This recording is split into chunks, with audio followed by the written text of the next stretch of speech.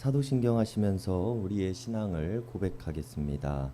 전능하사 천지를 만드신 하나님 아버지를 내가 믿사오며 그 외아들 우리 주 예수 그리스도를 믿사오니 이는 성령으로 잉태하사 동정녀 마리아에게 나시고 본디오 빌라도에게 고난을 받으사 십자가에 못 박혀 죽으시고 장사한 지 사흘 만에 죽은 자 가운데서 다시 살아나시며 하늘에 오르사 전능하신 하나님 우편에 앉아 계시다가 저리로서 산 자와 죽은 자를 심판하러 오시리라. 성령을 믿사오며 거룩한 공예와 성도가 서로 교통하는 것과 죄를 사하여 주시는 것과 몸이 다시 사는 것과 영원히 사는 것을 믿사옵나이다. 아멘. 우리 다 함께 찬송가 430장 통합찬송가 456장 부르시겠습니다. 찬송가 430장 통합찬송가 456장입니다.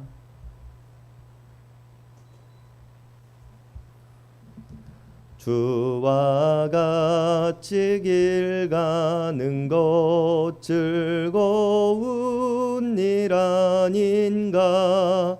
우리 주님 걸어가신 발자취를 밟겠네. 한 걸음 한 걸음 주 예수와 함께 날마다 날마다 우리 걸어가리. 어린아이 같은 우리 미련하고 약하나 주의 손에 이끌리어 생명길로 가겠네.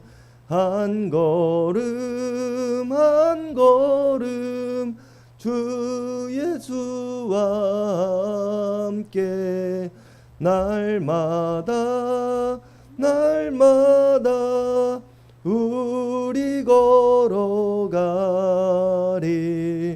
꽃이 피는 들판이나 험한 골짜기라도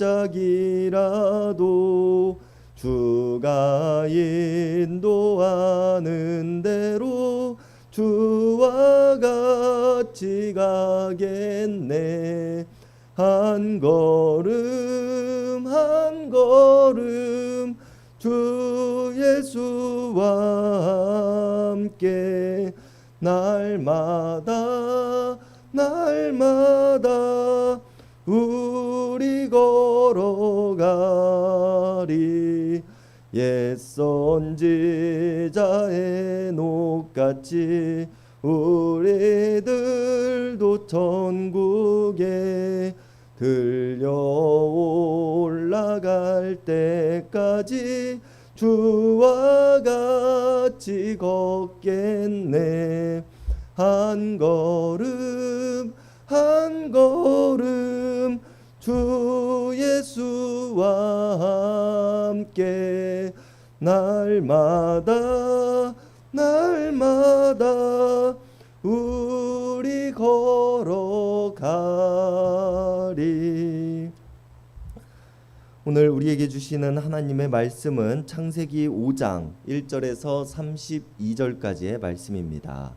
창세기 5장 1절에서 32절까지의 말씀입니다.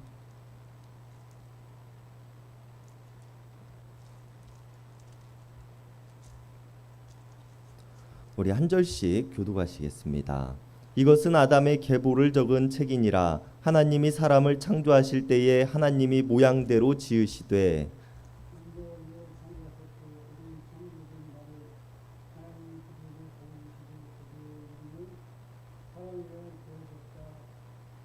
아담은 130세에 자기의 모양 곧 자기의 형상과 같은 아들을 낳아 이름을 셋이라 하였고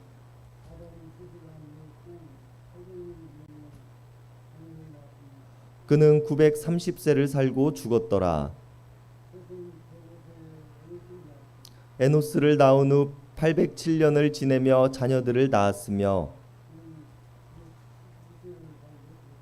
에노스는 90세에 게난을 낳았고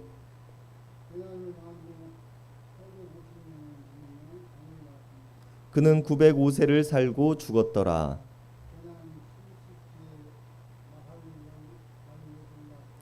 마할랄레를 낳은 후 840년을 지내며 자녀를 낳았으며 마할랄렐은 65세에 야렛을 낳았고 그는 895세를 살고 죽었더라. 에녹을 낳은 후 800년을 지내며 자녀들을 낳았으며 에녹은 65세에 무드넬라를 낳았고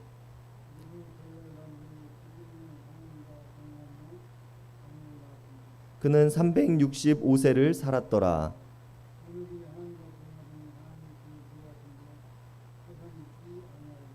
무드셀라는 187세에 라멕을 낳았고 그는 969세를 살고 죽었더라. 이름을 노아라 하여 이르되 여호와께서 땅을 저주하심으로 수고롭게 일하는 우리를 이 아들이 안위하니라 하였더라.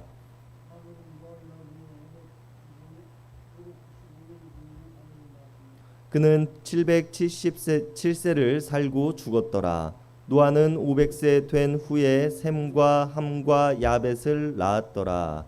아멘. 우리가 오늘 함께 살펴볼 창세기 5장에는 아담의 족보가 기록되어져 있습니다. 창세기에는 이 외에도 많은 족보들이 기록되어져 있는데 이런 많은 족보를 통해 우리가 무엇을 알 수 있으며 무엇을 생각해 볼 수 있는가에 대한 궁금증이 생길 수 있습니다. 그리고 족보가 하는 역할 중 하나는 당시 선택받은 민족 이스라엘 민족들이 혈통을 매우 중요하게 여겼다는 것을 우리가 알 수 있는 대목입니다. 족보를 통해 혈통을 증명하는 것이 당시 고대 사회에서는 매우 중요한 일이었다는 것입니다. 일례로 마태복음의 시작에 등장하는 예수님의 족보는 다윗의 혈통이며 아브라함의 후손임을 우리들에게 전하고 있습니다. 이사야 선지자는 자신의 책 이사야서에서 증언하기를 다윗 왕가로부터 메시아가 나타날 것이라고 증언하였으며 마태복음의 저자는 족보를 자신의 책 가장 앞에 배치함으로써 아브라함의 후손이며 다윗의 혈통으로 이 땅에 오신 예수님께서 성경이 증언하고 있는 메시아임을 확증하고 있는 모습을 보여줍니다. 그리고 창세기서에 등장하는 족보의 또 다른 특징으로는 오랜 공백의 시간을 메우는 역할을 하기도 합니다. 오늘 본문의 1절은 아담의 계보를 적었다라고 기록하면서 시작하고 마지막 32절은 아담의 후손 노아에 대한 기록으로 마칩니다. 그리고 이어지는 창세기 6장은 노아의 이야기가 시작되어지는데요. 아담에서 노아로 이어지는 창세기의 기록들 중간에 족보를 배치함으로써 아담의 이야기와 노아의 이야기가 단순한 단편적인 이야기들을 모아놓은 기록이 아닌 하나님의 뜻과 계획대로 이루어지고 있는 한편의 이야기라는 것을 우리들에게 보여주고 있는 것입니다. 그리고 아담의 족보를 설명하는 오늘 본문의 시작은 하나님께서 자신의 형상대로 사람을 만드셨다는 이야기로 시작되어집니다. 하나님께서는 자신의 형상을 따라 남자와 여자를 창조하셨으며 그들에게 복을 주시고 그들을 사람이라고 부르셨다는 창조 이야기를 다시 한번 독자들에게 각인시켜 줍니다. 이 말은 우리들에게 의도를 가지고 다시 한번 반복하고 있는 문장입니다.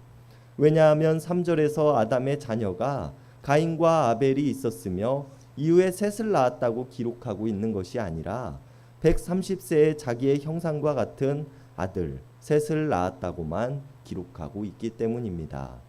하나님의 형상에 따라 지어진 남자와 여자 그리고 그의 자녀 셋에 대해서 이야기를 하고 있는 것입니다.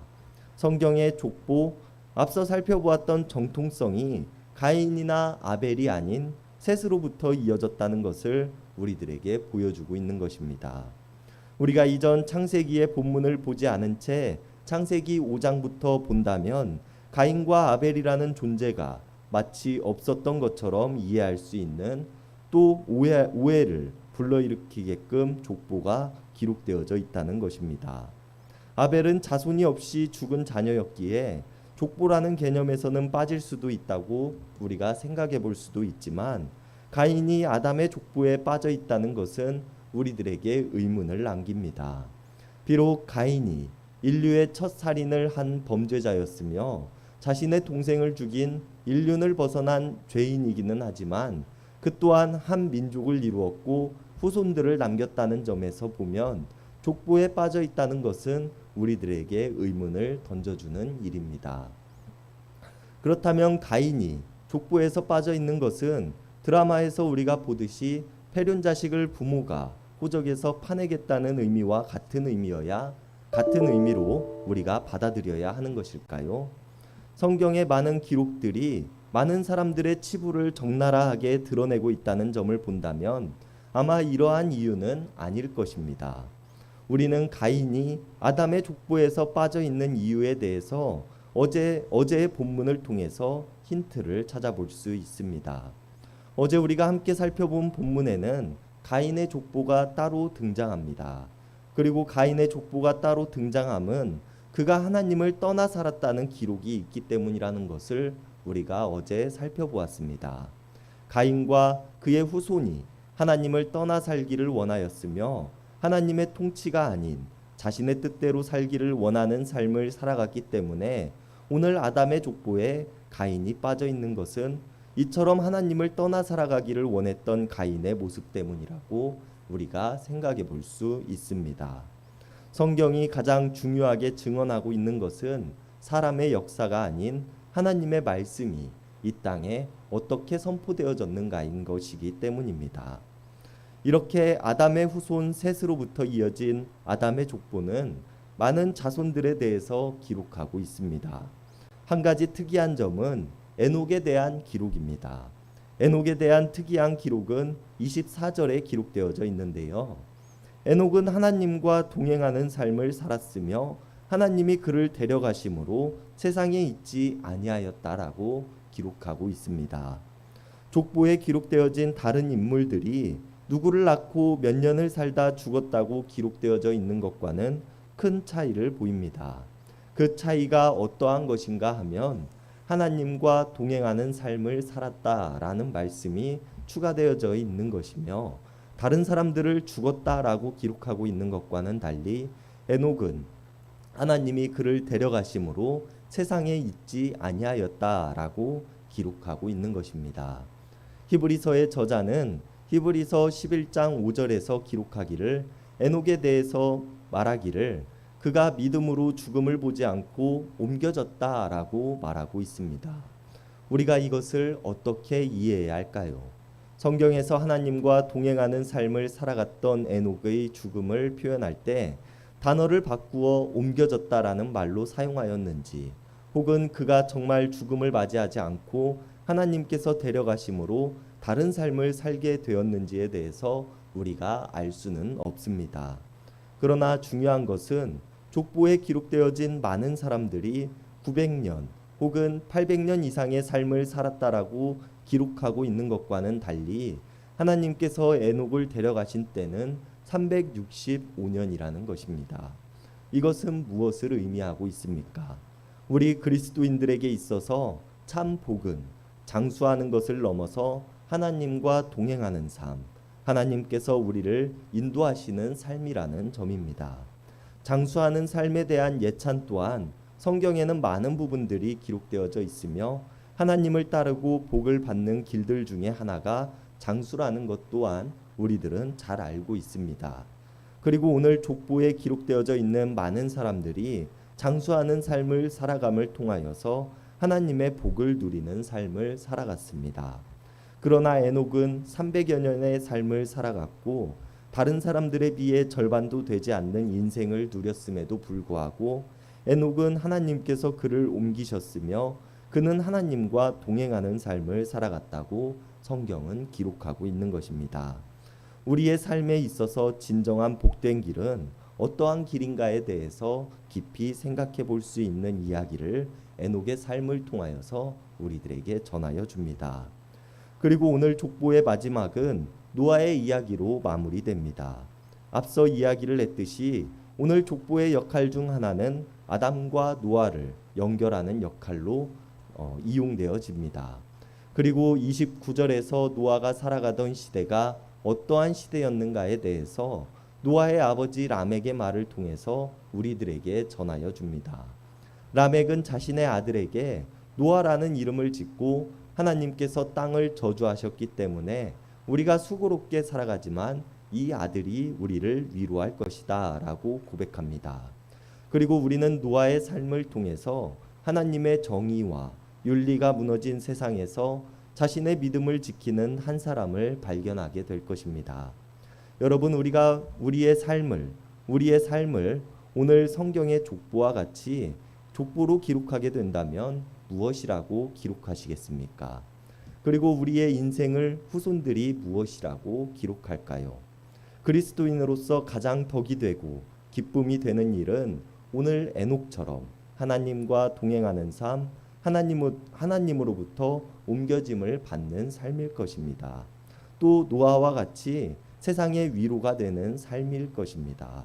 우리가 오늘 말씀을 통하여서 하나님과 이 땅 앞에서 우리의 믿음을 온전히 지켜내므로 하나님과 동행하는 자, 또 세상을 위로하는 자의 모습이 될 수 있기를 바랍니다. 기도하시겠습니다. 온 천지를 지으신 하나님께서는 사람을 자신의 형상대로 만드시고 자신의 뜻을 따라 살아가기를 원하셨습니다. 그러나 우리는 하나님을 외면하며 우리의 뜻을 따라 살아가는 모습은 아닌지 돌아봅니다. 이런 우리들을 용서하여 주시옵소서. 우리가 언제나 하나님과 동행하는 삶을 살아가므로 장수의 삶을 누리게 하시고 하나님으로부터 옮겨짐을 받는 삶이 되게 하여 주시옵소서. 세상은 갈수록 악을 따르며 살아가지만 우리 그리스도인들이 세상의 빛이 되어 어두운 세상의 위로가 되게 하시고 기쁨이 되는 자들의 모습이 되게 하여 주시옵소서. 오늘 하루 또 우리의 삶을 동행하실 하나님을 내가 믿으며 죽기까지 하나님과 동행하신 예수님의 이름 받들어 간절히 기도드렸습니다. 아멘.